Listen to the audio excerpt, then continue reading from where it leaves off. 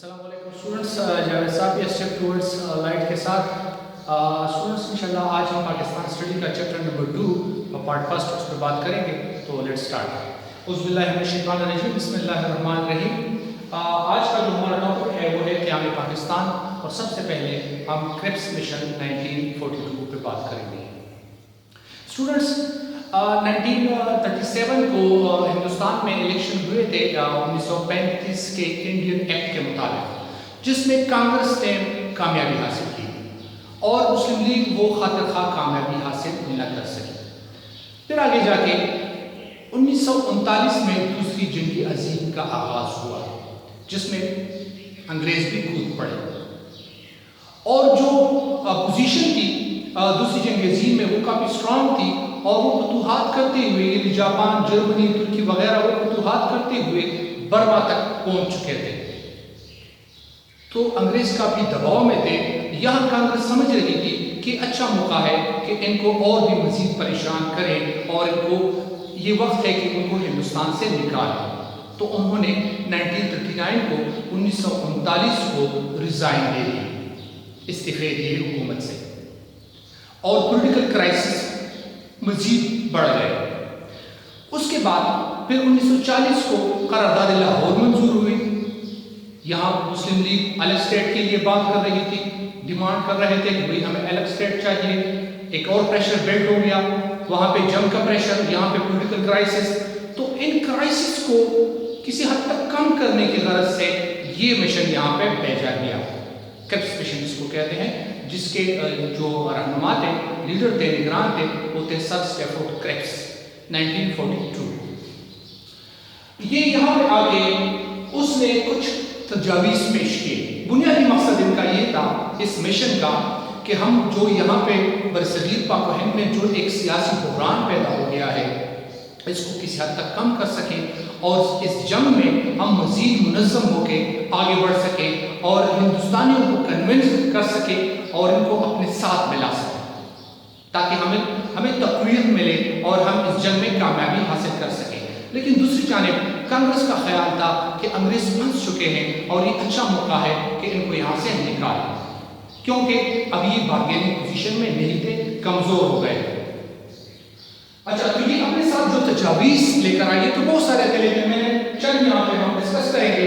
سب سے پہلا جو پوائنٹ تھا تجاویز میں وہ یہ تھا کہ جنگ کے بعد، یعنی دوسری جنگ عظیم کے اس کے خاتمے کے بعد ہندوستان کو آزادی دی جائے گی. دوسرا پوائنٹ تھا کہ نیا آئین وفاقی طرز کا ہوگا اور اقلیتوں کو پورے حقوق ملیں گے. اور تیسرا پوائنٹ اس کا یہ تھا کہ کوئی بھی صوبہ جب بھی چاہے وہ وفاق سے الگ ہو سکتا ہے.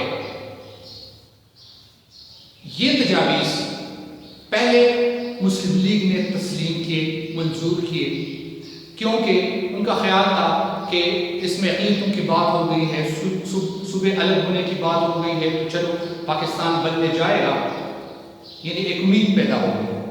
اور دوسری جانب لیکن بعد میں جب وہ ورکنگ کمیٹی میں بیٹھ گئے تو میجورٹی کا یہ فیصلہ تھا مسلم لیگ اراکین کا کہ بھئی اس کو مسترد کرتے ہیں، اور کانگریس نے بھی مسترد کیا، کیونکہ ان کو اس سے پاکستان کی بو آ رہی تھی کہ اس میں تو پاکستان بننے جا رہا ہے، اور دوسری بات یہ تھی کہ اس میں ہندوستان کی مکمل کلیئر آزادی کے لیے کچھ نہیں تھا، اور جنگ کا ان کا خیال تھا کہ جنگ کا کیا پتہ کہ کب یہ جنگ ختم ہوگی.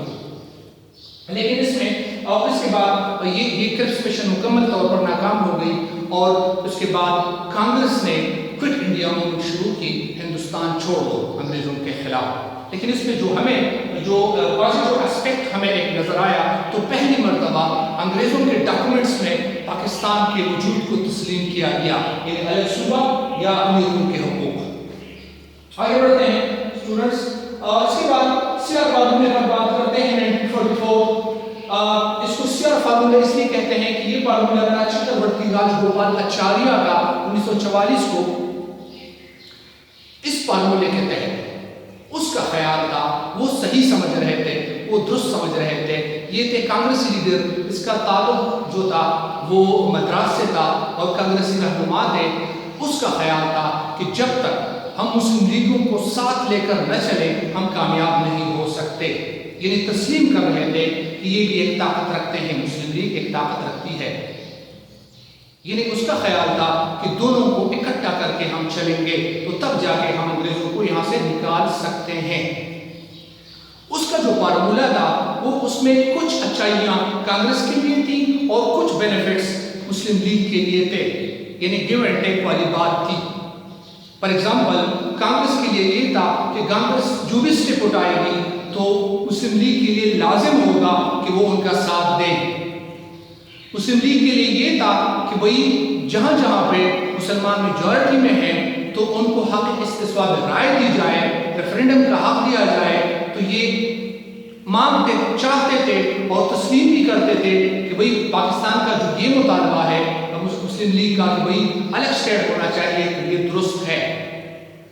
اسی فارمولے کو کانگریس نے کمپلیٹلی مکمل طور پر مسترد کیا، ایون کہ اس پہ پرسنل قسم کے حملے بھی کیے گئے۔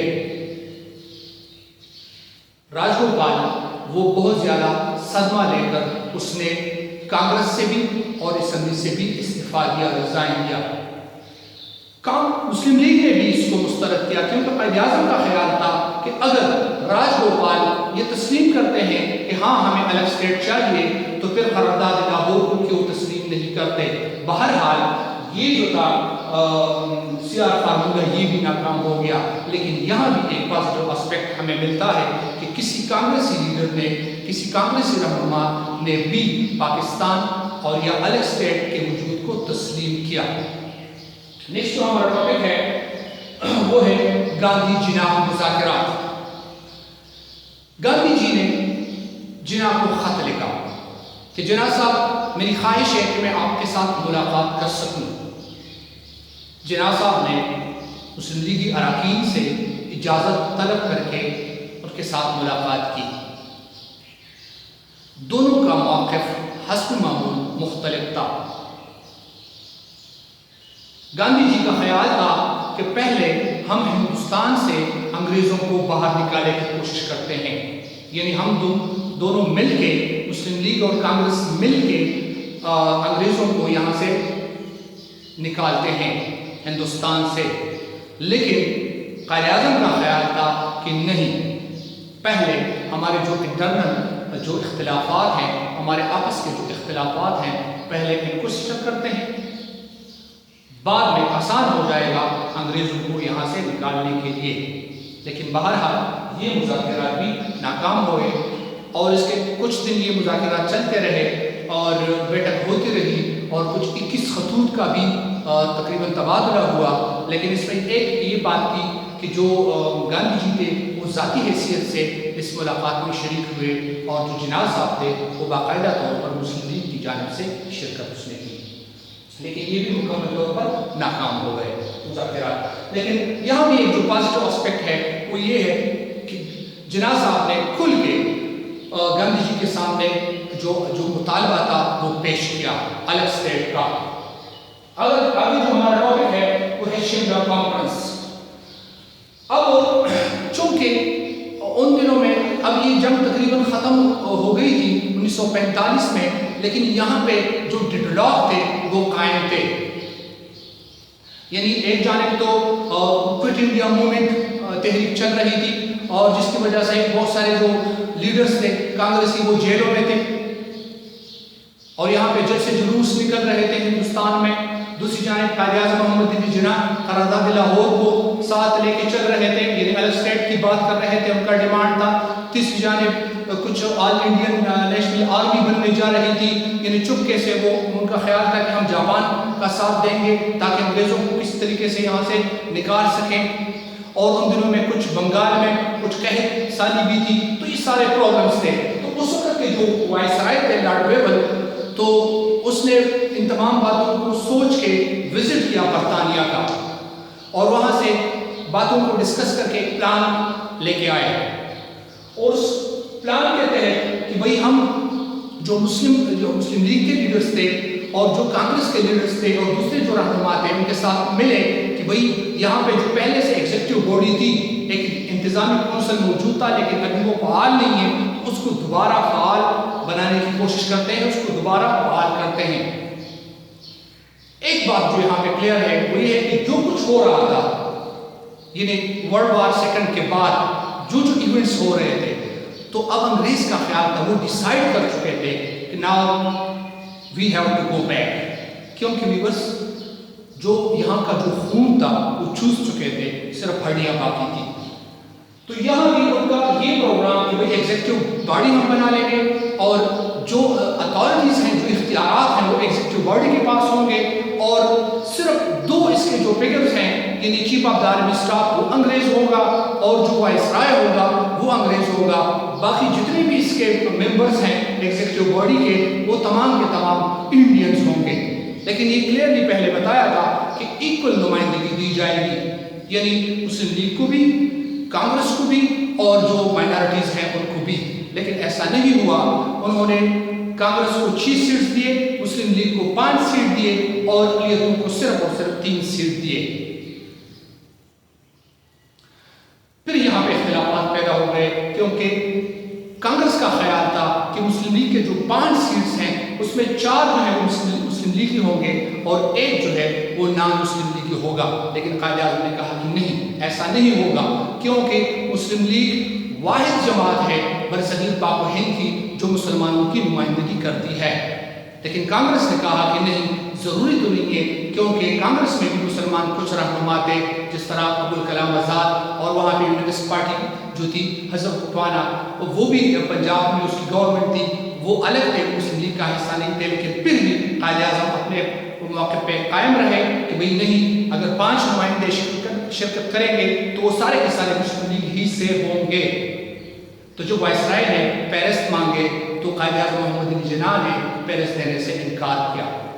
اور اسی طرح یہ جو شملہ کانفرنس تھی، جہاں یہ شملہ کانفرنس کی شملہ پہ یہ دعوت دی تھی، اور 21 ممبران نے اس میں شرکت کی تھی، 20 لیڈرز نے، تو اس کے شملہ کانفرنس کہتے ہیں. یہ مکمل لارڈ ڈرمنڈ نے خود اعلان کیا اس کی ناکامی کا. اس کے بعد اب اس کو پروو کرنے کے لیے کہ بھئی کون نمائندہ جماعت ہے ہندوستان کی، کانگریس ہے یا مسلم لیگ ہے یا دونوں ہے، تو اس کو پروو کرنے کے لیے انہوں نے الیکشنز کا اعلان کیا 1945-46 میں. تو 1945 اور یہ جو الیکشن پھر لڑے گئے، تو ہندوستان کانگریس نے متحدہ ہندوستان کا نعرہ لے کر الیکشن لڑا، اور مسلم لیگ نے پاکستان کا نعرہ لے کر الیکشن لڑا. دسمبر 1945 میں مرکزی اسمبلی کے لیے الیکشن لڑے گئے، اور اس میں 100 میں سے مسلمانوں کے لیے مخصوص جو سیٹس تھے وہ 30 تھے، جو تمام کے تمام یعنی 30 کے 30 مسلم لیگ نے ہی جیتے. اور پھر 1946 کے پہلے مہینوں میں 11 صوبائی اسمبلیوں کے لیے الیکشن ہوئے، جس میں 492 سیٹس میں سے 429 سیٹس مسلم لیگ نے جیتے، اور ان کی جو کامیابی کا تناسب رہا وہ 87% رہا. وہ کہ اس نے پروو کیا کہ بھئی ہاں، ہم الگ تشخص رکھتے ہیں، ہماری الگ ایک شناخت ہے، اور یہ انگریزوں کو بھی ثابت کرایا. پھر اس کے بعد کابینہ مشن پلان. اب یہ جو کچھ ہوا، یعنی انتخابات میں جو کچھ ہوا، کانگریس نے اپنے سیٹ جیت لیے، مسلم لیگ نے اپنے سیٹ جیت لیے. بھئی ابھی تو جو گورنمنٹ بنے گی وہ پوری، وہ تو کمبائنڈ ہوگی. تو کابینہ مشن پلان کو یہاں پہ بھیجا کہ بھئی سیٹ ایڈجسٹمنٹ کرو. تو وائی اٹ از کالڈ کابینہ مشن پلان؟ اس کو کیبنٹ مشن پلان بھی کہتے ہیں، کیونکہ یہ اس وقت جو برطانوی جو پارلیمنٹ تھا اس کے کیبنٹ کے ممبرز تھے، یہ سر پیتک لارنس اور الیگزینڈر اور سر اسٹیفورڈ کریپس، یہ اس کے ممبرز تھے ان کے پارلیمنٹ کے. تو that is why it is called cabinet mission plan. اس نے جو پروپوزل لایا وہ تمام لیڈرز کے ساتھ ڈسکس کیا، اور وہ 2 حصوں پر مشتمل تھا، جو شارٹ ٹرم پلان اور long term plan. Short term plan کے مطابق ایک عبوری حکومت کا قیام تھا، اور یہ کہا گیا کہ جو بھی پارٹی ان تجاویز کو قبول کرے گی، مانے گی، وہ عبوری حکومت کا حصہ بنے گی. اور جو لانگ ٹرم تھا اس کے مطابق کہ بھئی 10 سال تک ہندوستان کی تقسیم کو روکا گیا، اور اس کے مطابق جو ہندوستان کی پوری جو پاپولیشن تھی اس کو 3 حصوں میں ڈیوائیڈ کیا گیا، گروپ اے، گروپ بی اور گروپ سی.